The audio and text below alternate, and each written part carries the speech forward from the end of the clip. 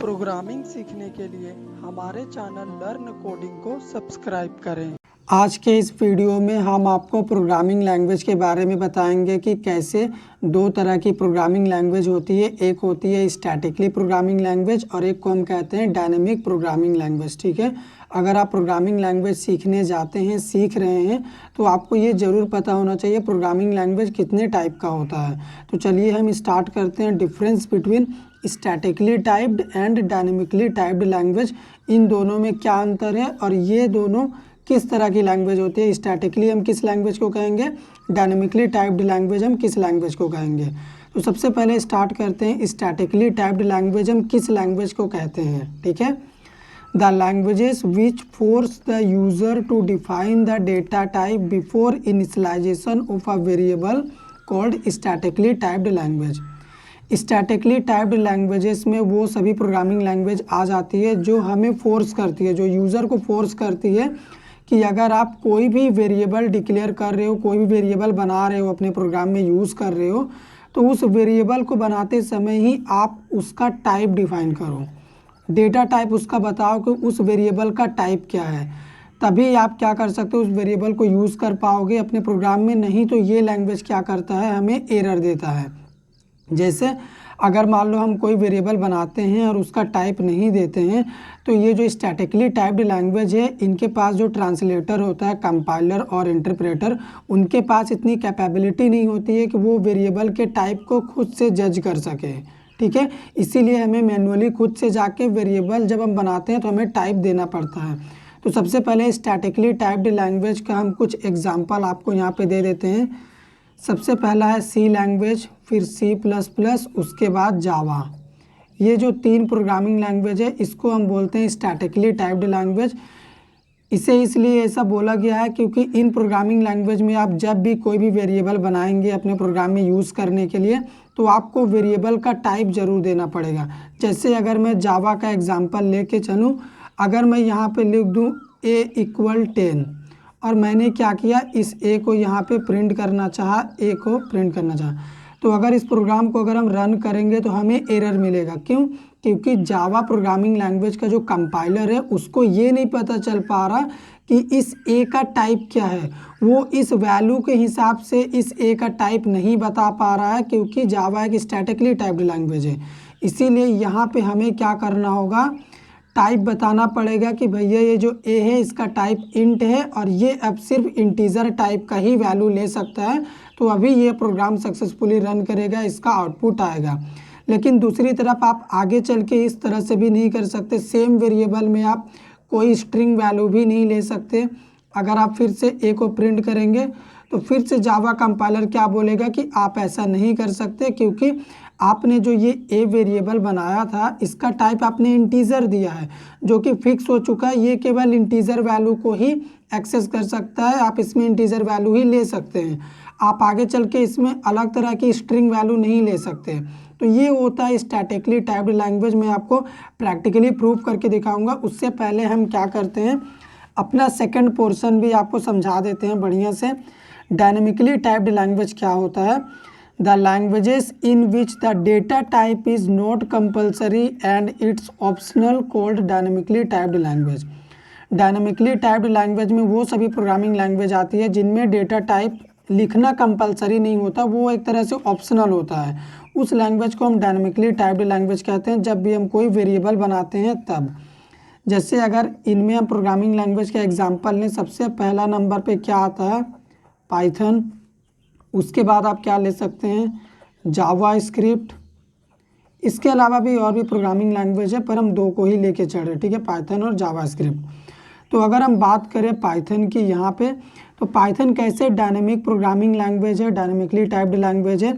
मान लो हमने यहाँ पे लिखा A=10, ठीक है, और हमने क्या किया, ए को प्रिंट कर दिया, तो पाइथन क्या बोलता है, कोई दिक्कत नहीं है, आपका आउटपुट आ जाएगा, कोई प्रॉब्लम नहीं है। क्योंकि पाइथन के पास जो ट्रांसलेटर है, वो इस वैल्यू का जो टाइप है ना, इस वैल्यू के हिसाब से ही, इस वैल्यू से ही वो पता लगा ले रहा है कि इसका टाइप क्या होना चाहिए। वो बता देगा कि इसका टाइप इंट रहेगा।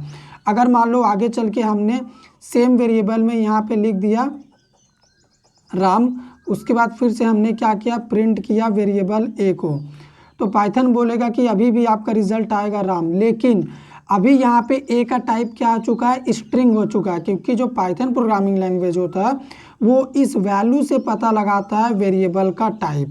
इसमें जो ट्रांसलेटर होता है ना, इंटरप्रेटर, तो वो क्या करता है, वो इस वैल्यू से पता लगा लेता है। सबसे पहले उसने बोला ए का टाइप इंट है, 10 प्रिंट कर दिया, फिर हमने ए में स्ट्रिंग वैल्यू डाल दिया तो स्ट्रिंग भी प्रिंट हो गया। अभी इसका ए का टाइप अगर चेक करोगे आप तो वो स्ट्रिंग बोलेगा, क्योंकि लास्ट वैल्यू इसमें स्ट्रिंग है। तो चलिए सबसे पहले हम इसका प्रैक्टिकल, जावा प्रोग्रामिंग लैंग्वेज का प्रैक्टिकल स्टैटिकली टाइप्ड लैंग्वेज की तरफ से करके दिखाते हैं।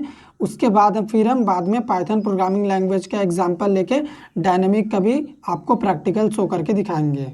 स्टैटिकली टाइप्ड लैंग्वेज का एग्जांपल प्रोग्राम बनाने के लिए हम जावा प्रोग्रामिंग लैंग्वेज का यूज़ कर रहे हैं।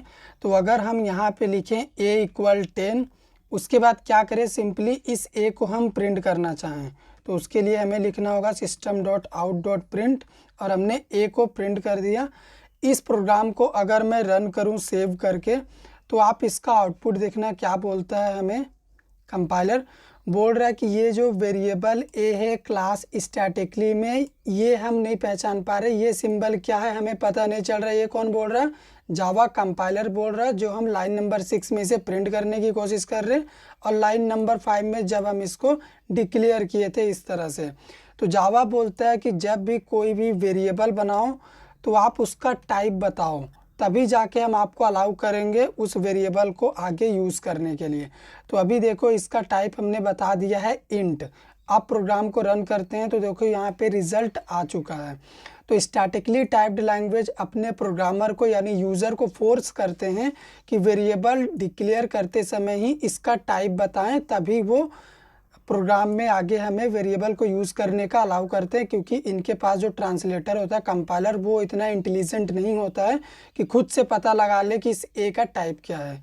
अब अगर आगे चल के सेम वेरिएबल ए में हम कुछ इस तरह का वैल्यू रखें, ठीक है, और इसी लाइन को हम फिर से क्या करें, यहाँ पे प्रिंट करने की कोशिश करें, तो जावा हमें ये भी अलाउ नहीं करता है। अगर इसको भी हम रन करा के आपको दिखाएं, हमने कंपाइल करा तो यहाँ पे देखो क्या बोल रहा है, इनकम्पेटेबल टाइप्स, ठीक है, string can not be converted to int.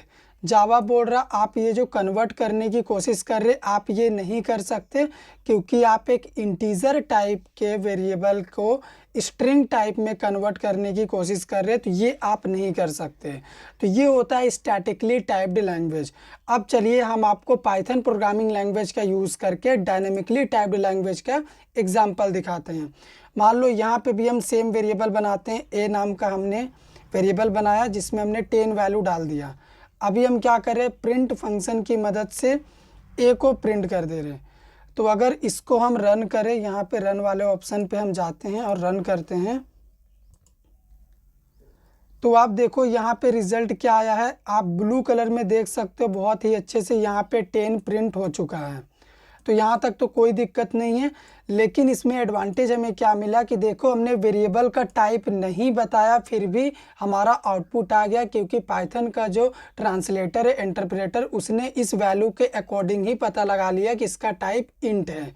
अगर आप ये भी पता करना चाहते हैं तो आप ये भी कर सकते हैं बहुत ही आसानी से। यही तो पाइथन प्रोग्रामिंग लैंग्वेज का खासियत है कि ये क्या करता है, रन टाइम में वेरिएबल की वैल्यू के हिसाब से पता कर लेता। अगर हम ए का टाइप पता करना चाहें तो हम कर सकते हैं, F5 से प्रोग्राम को करते हैं फिर से रन। तो अभी देखो वैल्यू क्या आया है, रिजल्ट 10 आया है, और यहाँ पे टाइप देखो इंट, क्योंकि अभी ए में क्या वैल्यू है, इंटीजर वैल्यू है। अब इसी तरह से हम चाहें ना अपने प्रोग्राम में सेम वेरिएबल में अलग तरह की वैल्यू भी ले सकते हैं। जैसे ए वेरिएबल ही रहेगा, लेकिन इसमें अभी हम क्या कर रहे हैं, स्ट्रिंग वैल्यू डाल दे रहे एक राम नाम, ठीक है, राम एक स्ट्रिंग है जो किसी का भी नाम हो सकता है, और हम उसको प्रिंट कर रहे हैं और उसका टाइप भी हम चेक करके आपको बताएंगे। प्रोग्राम को करते हैं रन। तो अभी देखो सबसे पहले 10 प्रिंट हुआ है, क्योंकि ये वाला ए प्रिंट हुआ और उसका टाइप बता रहा इंट। उसके बाद ये भी प्रिंट हो गया, राम भी प्रिंट हो गया यहाँ पे देखो, और इसका टाइप क्या बता रहा है, str मतलब स्ट्रिंग। तो यहाँ पे रन टाइम में डिसाइड हो रहा कि वेरिएबल का टाइप क्या है। लास्ट में इस वेरिएबल ए में हमने एक स्ट्रिंग वैल्यू होल्ड कराया तो इसका टाइप चेंज हो गया स्ट्रिंग, अब इसका टाइप स्ट्रिंग ही रहेगा। तो पाइथन में जो ट्रांसलेटर होता है वो वैल्यू से ही पता लगा लेता है कि वेरिएबल का टाइप क्या है, और ये प्रोग्रामिंग लैंग्वेज हमें फोर्स नहीं करता है कि जब हम वेरिएबल बनाए तो हमें इस तरह से इंट लिखना ही पड़े। बिना हम वेरिएबल का टाइप डिफाइन किए भी इसमें काम कर सकते हैं। तो ये होता है डायनेमिकली टाइप्ड लैंग्वेज का एग्जाम्पल।